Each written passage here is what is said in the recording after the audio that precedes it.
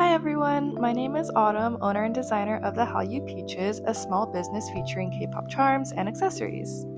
I started my small Etsy shop in September of 2025, selling my handmade photo card holders. As it is now the beginning of 2026, I wanted to share some helpful tips for those of you who may be interested in starting your own business too. I just got back from my eventful weekend at K-Play Fest 2026, and I had to put my shop on hold so I could focus on getting everything ready. But now that I'm back, I'll be packing an order for one of my bestsellers in the background, so you will see me working on that. As a disclaimer, everything I've learned is strictly self-taught in my own personal opinion. I'm not claiming to be any business expert or guide, I just simply wanted to share what I've learned with you all to help those who are just getting started. So without further ado, let's get into it. There are so many moving parts to starting a business, which can feel extremely overwhelming, especially if you have a day job, family obligations, and have absolutely no idea where to start. For that reason, I'll be making this a multi-part series to break the process down into simpler, bite-sized parcels of information. The main idea of this part 1 video is to help you have a clear idea of what you want and why you want to do it. Once you know which direction you want to go, all steps you take will naturally follow suit. So, the big question: how do you start an online business? Step 1: just do it. Some of you are watching this video because you're still deciding whether or not to even start a business. You may be full of doubts, questions, and fears. If you fall into this category, I'm here to tell you to stop. Just stop. Now, this is easier said than done, and I would totally be lying if I said I wasn't full of fear and what-ifs when I first started. Even now, I still have doubts and wonder if my ideas will even work. And while it's important to take caution and be well informed before making a decision, don't let the anxiety stop you from moving forward. Instead, channel those doubts and feelings towards making a plan for success, not just giving up entirely. As I said before, this is definitely easier said than done. So if this is a mindset that you find yourself struggling with, continue working on it so that one day you can find yourself more confident in your beliefs and ideas. So if you're still wondering if you can start an online business, stop wondering and just go for it.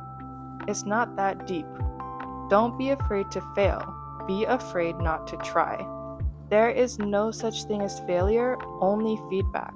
So if you find that something didn't work or isn't working, don't give up. Learn from your mistakes and start over again. Anyone can dream, but only you can turn them into a reality. So now that you've decided to start an online business, it's time to ask yourself some simple guiding questions to help organize your ideas.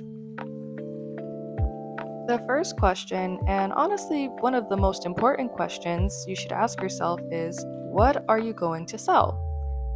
Pick a product and find your niche. Now, I have to say, this may be one of the most overused phrases in any business how-to video, but this is for a good reason. Anyone can walk into a Walmart and buy a t-shirt, a mug, or a pack of stickers. So what makes you different? For example, you want to sell t-shirts.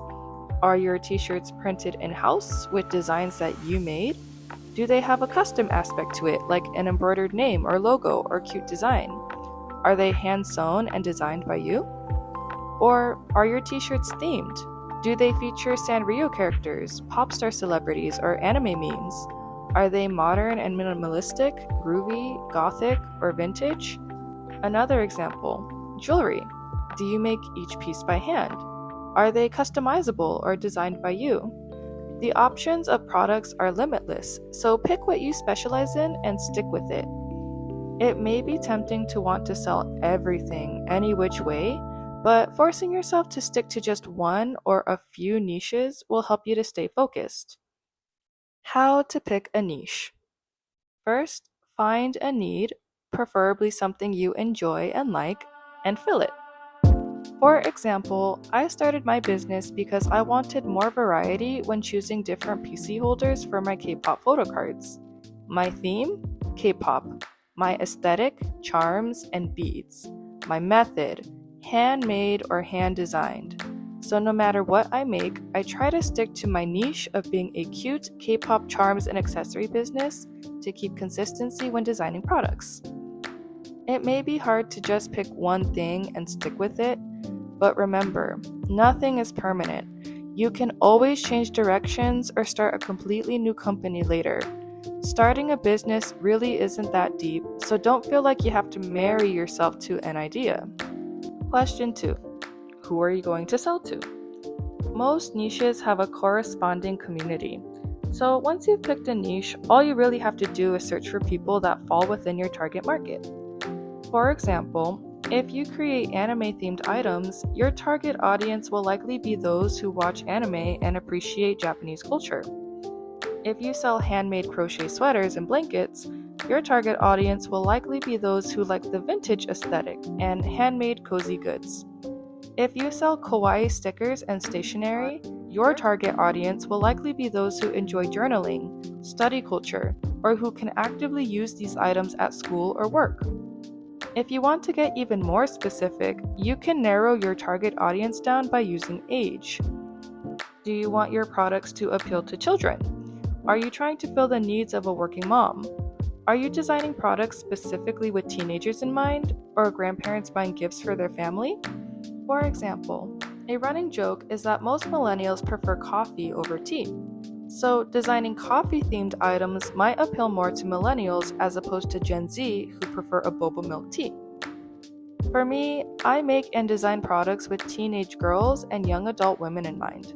And while the majority of my sales come from this bracket, I also receive orders from people not in my target audience, but who are still part of my niche community. Knowing your target market can help you decide how to design, style, and even advertise products to better sell. Question 3. How will your products be made? Now, there are a few different routes you can take based on what you're selling. There's the handmade route, which means you can choose to make your products completely handmade or partially handmade. So while my charmed beaded PC holders are made in-house, I buy all of my materials off of Amazon or other marketplaces. If you choose to go the handmade route, make a list of materials you will need to turn your ideas into a reality. For example, if you're a candle maker, you will probably need wicks, wax, materials to create scents, jars, and other tools to make these in-house. If you sell jewelry, are you going to make them by hand? If so, what tools will you need to make a bracelet, rings, or necklaces? The other option is the manufactured route, designing your products in-house and using a manufacturer to produce it for you. Clothing is a really great example of this. Some t-shirt businesses will create the design and send it to a manufacturer to get it printed. Some crafters prefer to hand embroider each item they sell. Other businesses have a mix of both. Perhaps they get their designs produced on a DTF, but the actual printing is done in-house using a heat press. A great question to ask to decide which route to take is, do I even know how to make the item I want to sell? You may already crochet blankets as a hobby, and now you just need to streamline the process to make money. Or you may know nothing about what you want to sell. Do you want to invest time into learning how to make clay mugs from scratch? Or is it easier for you to simply get them produced by a third party? While I already learned and had the hobby of beading and making small charms, there were other skills I had to learn in order to make my products in-house. And other products I sell, like stickers, I've decided to get manufactured. Either route is completely fine. Now, you've committed to starting an online business, you picked your niche and you found your target audience, and you even decided on a product. Now you have to decide, how many products do I want to sell? As someone who is a really big dreamer, I'm constantly thinking about the hundreds of products and product variations I can have in my shop. And while having the creative spirit is a great tool, it can also be really overwhelming and hard to maintain. When I first started, I decided to force myself to stick to just one product, my photo card holders, and 6 different colors. To play it safe, I made my items to order since I wasn't ready to put in a ton of money and time into a product I didn't know would sell. I recommend starting with just one product, 2 to 3 at most, and a few variations of each. If you're getting products manufactured, only purchase a few, maybe no more than 25, to see if they will even sell. Investing a lot of money into an untested product is extremely risky and can be a very costly and expensive mistake. Sticking to a small selection of products will hopefully also make the designing process less overwhelming and more enjoyable. It also gives you more time to ensure the quality of your designs. The final question to ask yourself is, why am I doing this? What motivated you to start a business? Do you dream of being your own boss? Does it inspire you to know that some people might purchase items that you've designed? Are you producing a product to fill a need in the community or for your family? Personally, I started my business as an experiment. I wanted to test if I could actually succeed in making money off of something I loved. I chose my niche based off of a need I wanted to fill in the K-pop community. And even if sales are slow or my products don't make millions of dollars, I'm content knowing that I was able to help a customer find something they loved just as much as I do. Having a good motivator is like using a compass. Even if the weather gets stormy, your motive will keep you going in the right direction, no matter how long it takes. Always remember why you started. Now, money is a great motivator to start a business, but it won't be as much help to finish what you started. Many businesses don't really generate a lot of profit for months, and some even years after starting. If you're starting your business with the hope of easy cash, seeing a lack of sales might discourage you from keeping your business open. Having a motivator stronger than money is more likely to keep you from giving up, even if things don't go the way you want it to.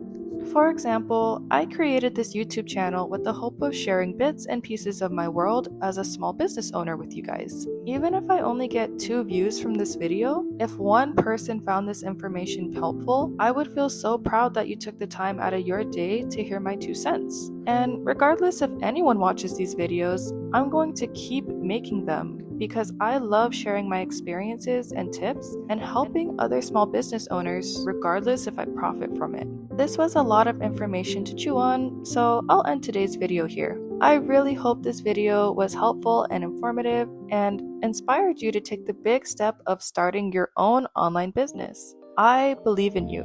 Now, I plan to make a part 2 of this video focusing on turning your wonderful ideas into clear actions.